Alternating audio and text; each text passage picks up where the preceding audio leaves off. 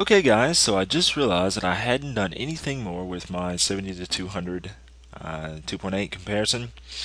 I've decided to do this in a few more stages than I was initially going to do it in, and I actually have a couple other things I'd like to test on these lenses. But for now I decided to look at the one area where I thought these lenses differ the most, and that is in the way their image stabilization performed. So what I've done here is I have decided to take a series of shots at 200 millimeters, all handheld, and I basically decided to just see how slow of a shutter speed I could handhold with each of these lenses. So let's see here. We will start off. Going to do a little comparison here. And let's see here. The lens that performed the worst here is definitely, without a doubt, the Sigma. What we're looking at right now is over here on the left hand side we have these we have the Nikon 70 to 200 at 200 millimeters, and over on the right side here we have the Sigma, and both of these shots are at 1/60th of a second. And yes, I do realize that there is a little bit of the so-called focus breathing effect going on the Nikon. That's something I'm going to talk about a bit later on all these lenses. So yeah, you can see that the field of view is just slightly different. Take note of the bottom of the shelf here in the Nikon photo at 200 millimeters, and see on the Sigma here things are a little bit closer. So in reality, at this particular distance, basically the Nikon at 200 millimeters focus to infinity is 200, but as you start to get closer to its minimum focus distance, it starts to reduce its effective focal length. So at its closest focus distance it becomes something like 176 millimeters or something in that neighborhood. Here I obviously wasn't at the minimum focus distance, but it is a little bit less than 200 millimeters for that reason, but we'll talk about that later on. Okay, so we'll zoom in here, and we can see things are fairly similar. I mean, if you really want to start splitting hairs, you could say the Nikon is doing a little bit better here, but it's not really a tremendous difference. This is more of a difference that you'd see if you start to really pixel peep the scene. And yeah, I'm definitely going to continue this comparison. All these lenses, as I mentioned before, all these lenses are relatively, well, actually not relatively, all these lenses are very good. The Sigma only kind of shows some of its weakness in the presence of the other two. Let's see here, we're going to come down a little bit more on our shutter speed here. And let's see, we've gone down to a 30th of a second. We'll take our Sigma test photo down to a 30th of a second as well. Got to zoom back in again.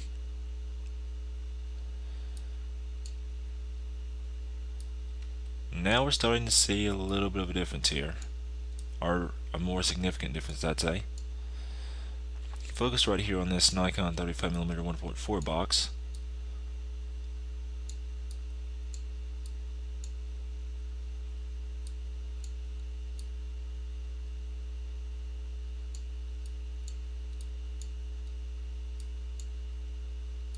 It's very slight.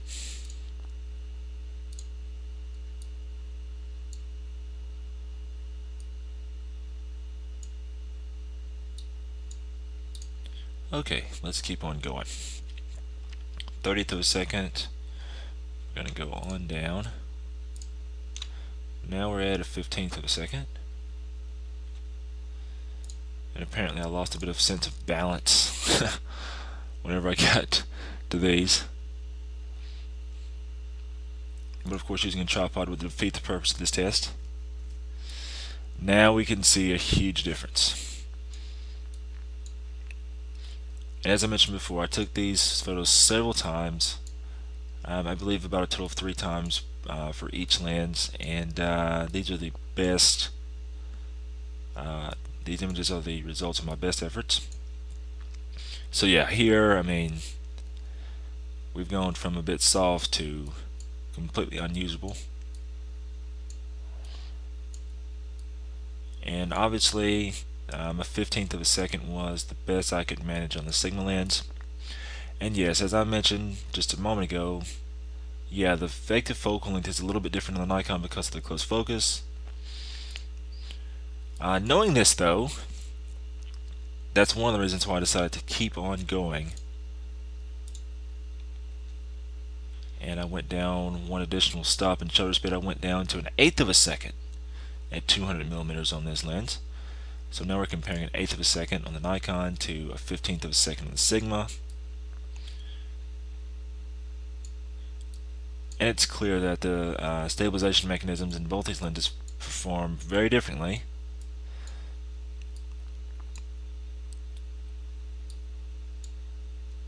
Based on the focus distance of the Nikon lens, we're probably really at an effective 180-ish millimeters, somewhere in that range. But even at that focal length, 1/8 of a second compared to a 1/15th, I mean, even with the slight difference in focal length, it's very obvious that Nikon's stabilization system performs significantly better than that on the Sigma. Okay, so we're going to do the exact same thing here, and let's see here. What should we compare now? Let's compare the Nikon and the Tamron. And speaking of the Tamron also has a similar effect at its minimum focus distance as well. So it actually compresses its focal length a little bit also. I'm going to do some more testing a bit later on, and we're going to find out exactly how much. So let's see here. One image 1287. That is going to be our Tamron image, which is going to be here on the right, and the Nikon image is on the left. For some reason, Lightroom likes to flip-flop things around in its comparison view. Okay, so 60th of a second. And so both of these lenses actually look fairly similar.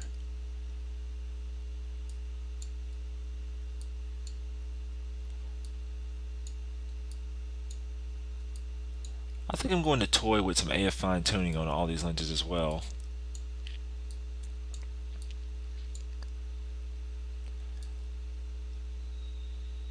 The Nikon and the Tamron are so close.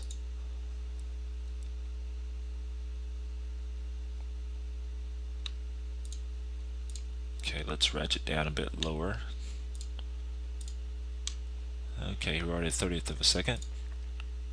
I know that from a technical standpoint, I know that Tamron stabilization system in theory works better, since it does stabilize in it doesn't just stabilize in a directly vertical and directly horizontal axis. The Tamron stabilization has the ability to focus, or it's not focus, but to stabilize in diagonals as well. And so in theory, that's going to help out a lot whenever you start talking about, you know, holding a lens and having more erratic movement, because no human being is going to shake in a predictable up and down and left and right pattern.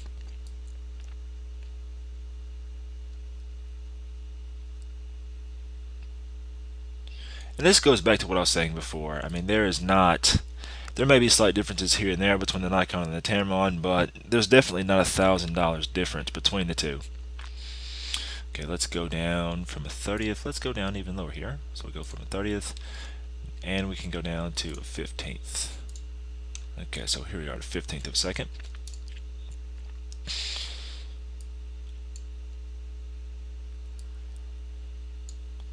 So far, I'm managing to keep everything in order in Lightroom here. Nikon lens is still on the left, image 1282, and the Tamron image 1285 is on the right.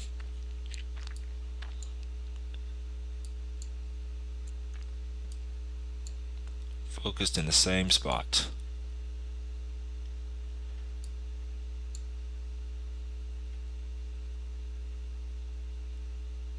Starting to see a hint of softness here in the, well, actually in both of them, but I'm seeing a hint more in the Tamron image.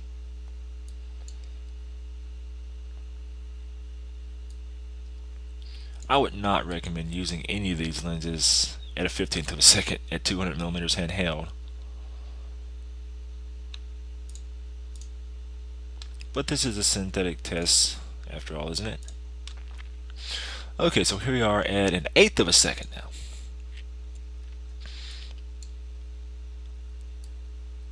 And at this point, neither of them is looking particularly good.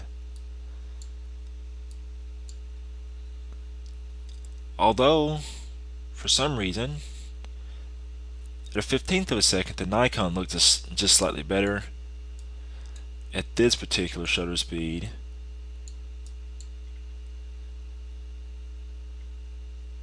Who am I kidding? They both look pretty bad, actually. So yeah, I think that based on the stabilization, and I'm going to take even more sample images with both these lenses and give you guys a better idea of sharpness between the two. Mostly because really sharpness is kind of a subjective thing. The Sigma, kind of stands out to me as not being as sharp in comparison to the other two. But the Tamron and the Nikon, I mean, flip a coin. They're both very, very good. And given the fact that the Tamron is $1,000 less, it's definitely going to be the clear winner as far as I'm concerned in this test. The Sigma is not a bad lens either, but given that it's about the same price as the Tamron, but its stabilization sucks by comparison, I definitely would say that it's not really a contender in this comparison at all. I guess see here. Let's do that too while we're at it. You guys pretty much know what's going to happen here, but we will go ahead and let's take a quick look at the Sigma compared to the Tamron. So let's see here. Number 1288 is our Sigma image here on the right, and 1287, that's going to be our Tamron image here on the left.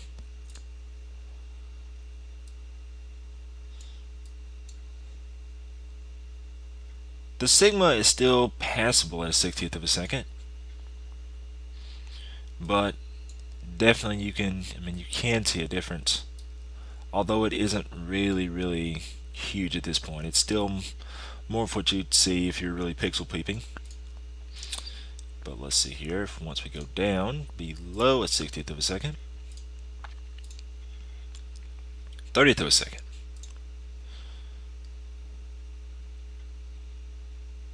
and just to verify things here,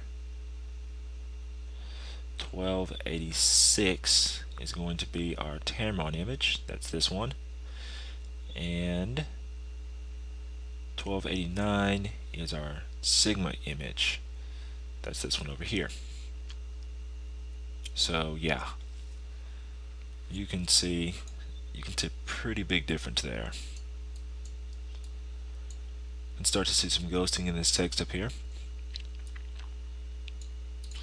Okay, and we're going to go down a little bit lower.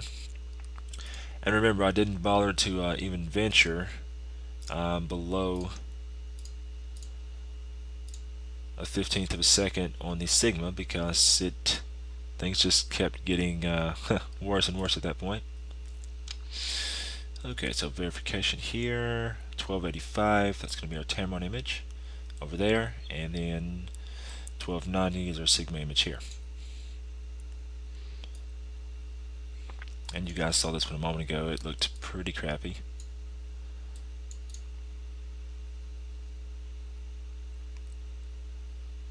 And notice, I was mentioning focus breathing earlier, and I was talking about how the Tamron did that.